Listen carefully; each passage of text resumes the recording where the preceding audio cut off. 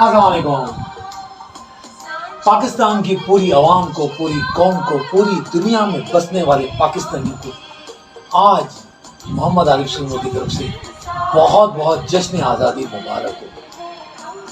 आज के इस दिन हम कुछ अहद ना करें कि हमारा पाकिस्तान इस वक्त एक ऐसे दहाने पे खड़ा है, एक ऐसे मोड़ पे खड़ा है जहां पे आपकी कंट्रीब्यूशन सिर्फ पैसों के लिहाज से नहीं, आपके इल्म के लिहाज से नहीं, आपके अकल के लिहाज से नहीं, पाकिस्तान के लिए अच्छी सोच भी एक आपका हिस्सा है कि उसके लिए अच्छा सोचना भी ये आपके लिए एक हिस्सा है पाकिस्तान के असासे।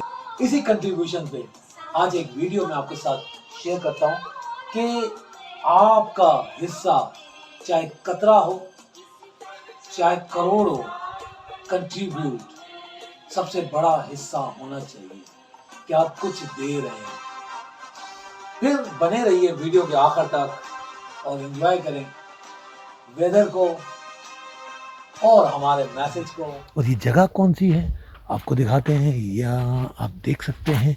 जी हाँ, ये देखें, ये फावला जे है। एक दरख्त होता है और वो एक बिल्डिंग के अहाते में होता है। उस बिल्डिंग में लग जाती है आग। अब उस दरख्त पे एक बंदर बैठा होता है, एक चिड़िया होती है। चिड़िया को देखकर ये ख्याल आता है और जाता है, बंदर भाई, हमने इस इमारत का नमक खाया है, हमें कुछ करना चाहिए। और हमेशा की तरह लोग क्या कहेंगे, कैसे कहेंगे, हंसेंगे। आप हंसते भी हैं तो भी लोग आपको नहीं छोड़ेंगे, आप रोते भी हैं तो भी आपको लोग नहीं छोड़ेंगे। चुप कर जाओ, अपनी चोंच देखिए। बंदर के ये अल्फाज चिड़िया के लिए, और वो जाके चुप करके बैठ जाती है। अब इतनी देर में, थोड़ी देर में फिर उसको कुछ होता है और फिर वो बंदर के पास आती है। वो कहती है, बंदर भाई, हमें कुछ करना चाहिए। और बंदर जो है फिर उसको बहुत इजरार है, क्या कर लोगे, कितना पानी आएगा तुम्हारी चोंच में। वो चिड़िया जाके फिर चुप करके बैठ जाती है। फिर कुछ लम्हों में बंदर क्या देखता है कि वो चिड़िया दरख्त से उड़कर गड़े की तरफ जाती है, 2 बूंद पानी की भरती है और उस आग पे डालती है। फिर थोड़ी देर के बाद 2 बूंद भरती है, पानी में डालती है, 2 बूंद आग में, 2 बूंद आग में। वो ऐसे करते करते करते करते वहां पे कई लोग होते हैं। कोई पाइप से बुझा रहा है, कोई लोटे से, कोई बाल्टी से, कोई मटके से, कोई बहुत जो चीज मिलती है उससे वो लगे हुए हैं। कुछ ही देर में वो बहुत थक जाती है और उसी स्ना में ये होता है कि वो आग भी थम जाती है। सबके मिले जुले रद्द अमल से एक काम हो जाता है। वो आके थकी मांदी पेड़ पे बैठती है तो बंदर उसके पास आता है और कहता है, बड़ा इतरा रही हो, तुम्हें क्या लगता है ये आग तुमने बुझाई है?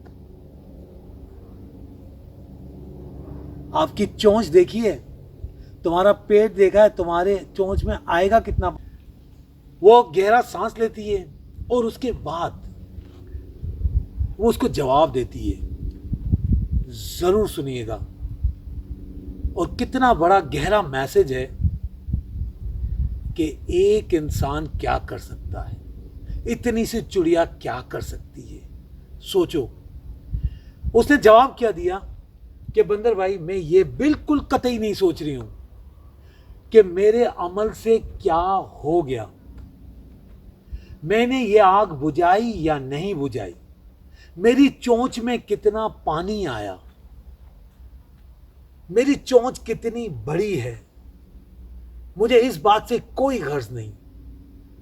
लेकिन एक बात याद रखना, जब भी इस आग का जिक्र आएगा, इसकी हिस्ट्री लिखी जाएगी, तो उसमें सिर्फ इतना लिखा जाएगा, उन सब बंदों के साथ मेरा नाम उस लिस्ट में होगा बुझाने वालों में, और आपका नाम बैठ के देखने वालों में होगा।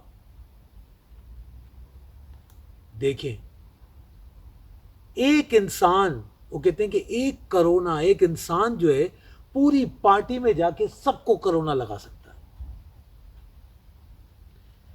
एक आपका लगता है कि आप कुछ नहीं कर सकते, लेकिन ये जो कतरा है ना, जिस तरह सपोज टू बी कि कतरे ने क्या काम, अगर ये पेड़, ओके, पानी और ये पौधे सब, इनको जबान मिल जाए, और कतरे का क्या हो, बूंद अगर कहे पानी से कि मैं इस पत्थर को चीर दूंगी, अगर वो आपस में बात कर सकते हैं तो सोचिए क्या कहेंगे।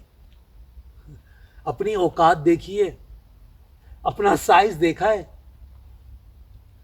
हवा क्या कहेगी कि हाँ हाँ कर सकते हो लेकिन छोड़ दो, रहने दो। दरख्त क्या कहेगा कि यार नहीं, आपके बस की बात नहीं है।